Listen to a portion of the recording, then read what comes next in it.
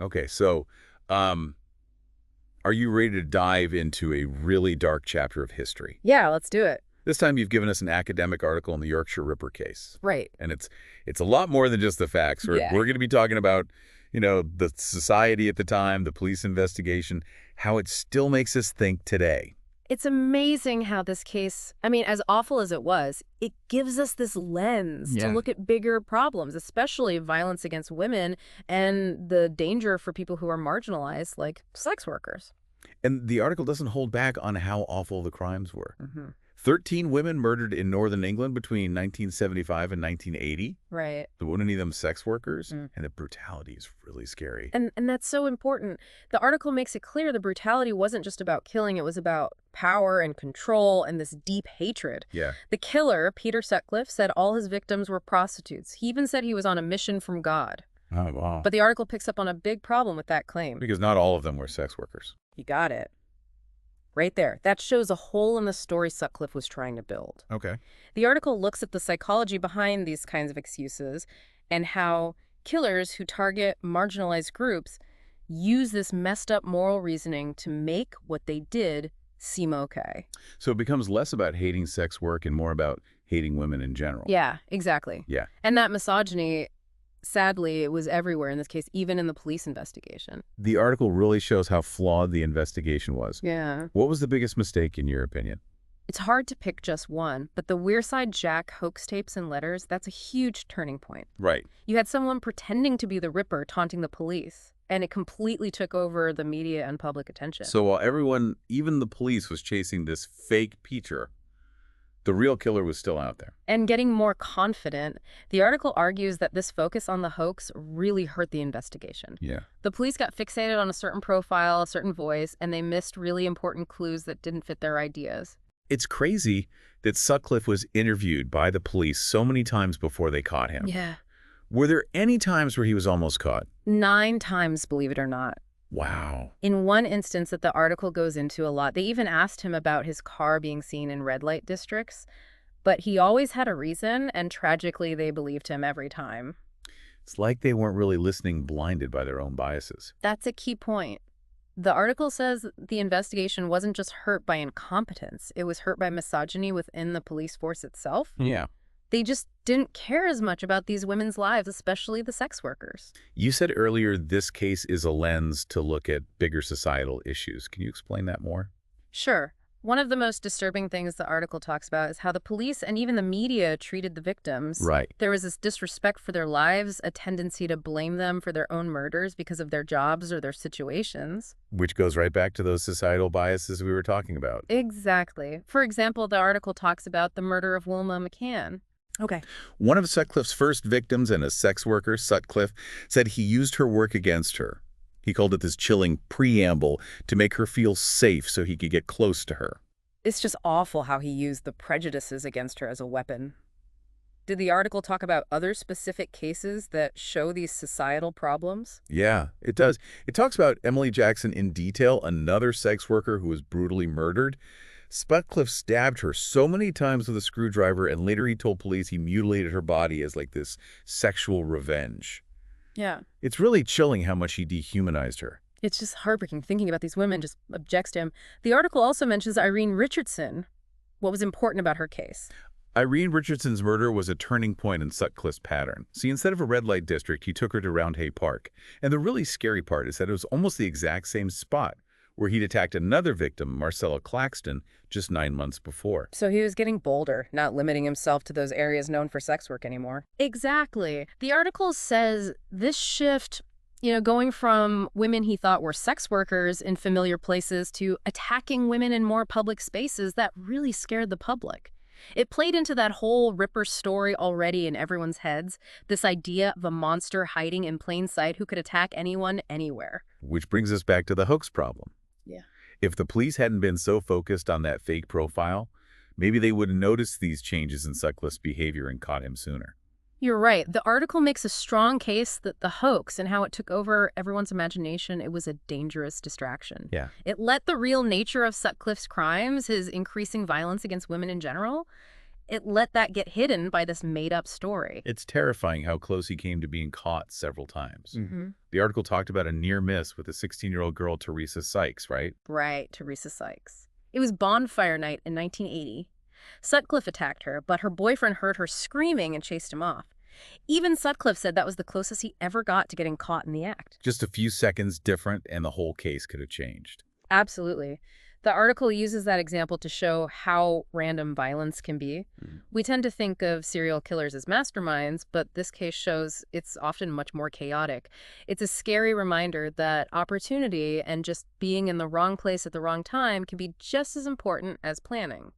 Let's talk about the lasting effects of this case now. The article mentioned big changes in how the police handle information. Yeah, the Yorkshire Ripper case was a big reason why they created the Holmes database.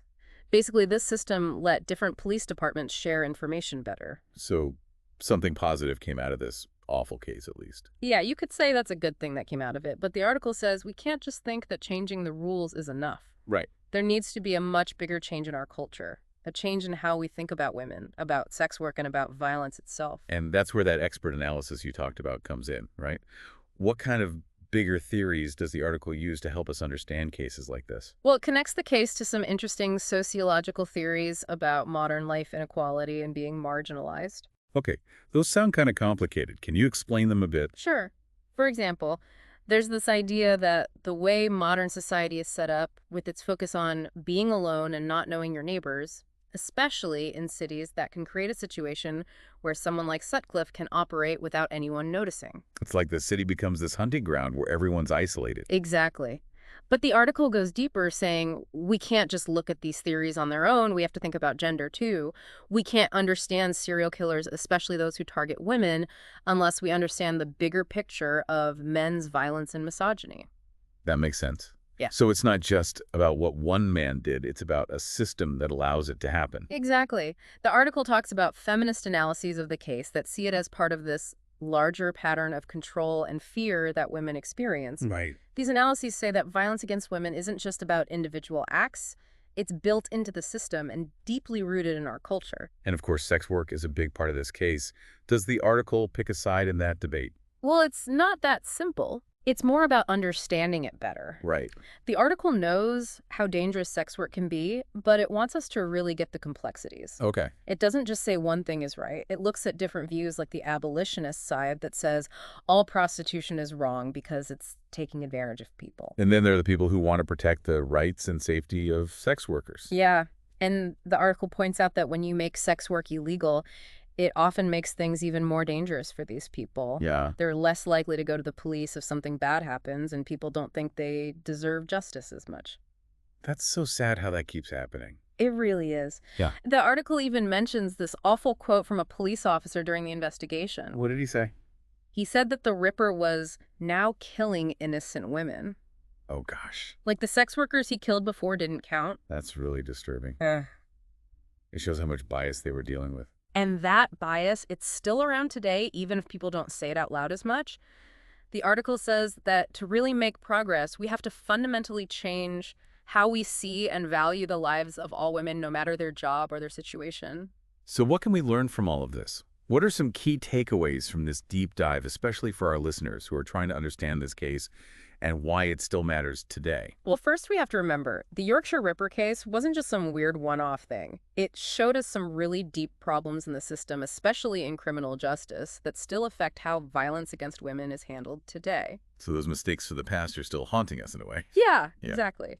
Second, we can't oversimplify things, whether it's about serial killers or sex work. Right, Like yeah. we talked about, the reality is much more complicated, and we need to understand how society, culture, and gender all play a part. So we need to look beyond the headlines and try to understand the deeper issues. Exactly.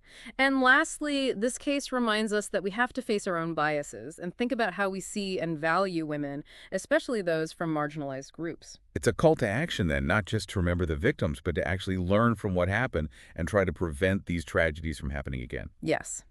And that leads us to what the article leaves us thinking about. It says that real change doesn't just come from changing the rules for the police. It comes from changing how our whole society thinks. Wow, that's a huge task.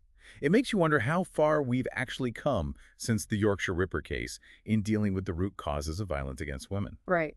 The article asks a really important question. We might have made progress with things like the homeless database, better police training, and more awareness about violence against women, but those deep-seated biases about gender and sex work, they haven't gone away. Yeah, that quote from the police officer about the innocent victims really shows how harmful those attitudes can be. Definitely. They shape how we see violence and how we react to it, how we investigate, and how we try to get justice. The article says we shouldn't just focus on catching criminals, but on fixing the things that allow this violence to happen in the first place. That's a huge challenge. Yeah. Where do we even start to fix such deep-rooted problems? It's definitely not easy. The article talks about a few ways forward. Okay, what are they? One is to challenge those harmful stereotypes and prejudices, especially about sex work. We need to see the humanity in sex workers and recognize that they have their own voices and experiences instead of just lumping them all into one category. We need to stop seeing them as less than human just because of what they do. Exactly. Another thing is to deal with those bigger problems like inequality and marginalization that make certain groups more likely to be victims of violence. This means tackling poverty, giving people better access to education and support, and really fighting against discrimination. So it's about creating a society where everyone feels safe, valued, and empowered. That's it. And finally, we have to change how we talk about and deal with violence against women. We need to promote healthy relationships, challenge those harmful ideas about what it means to be a man, and encourage people to speak up when they see something wrong. So it's not just a women's issue then. It's everyone's responsibility to create a culture of respect and safety. Exactly. And that's what I hope people take away from this deep dive. The Yorkshire Ripper case was a terrible tragedy, but it reminds us that we all need to work together to make the world a safer and more just place for everyone. Well said. This has been a lot to think about, but it's so important to have these conversations. Thank you for guiding us through this complex and disturbing case. You've given us a lot to consider. Thanks for having me. It's through these tough conversations that we can start to understand violence better and hopefully create a safer future for everyone.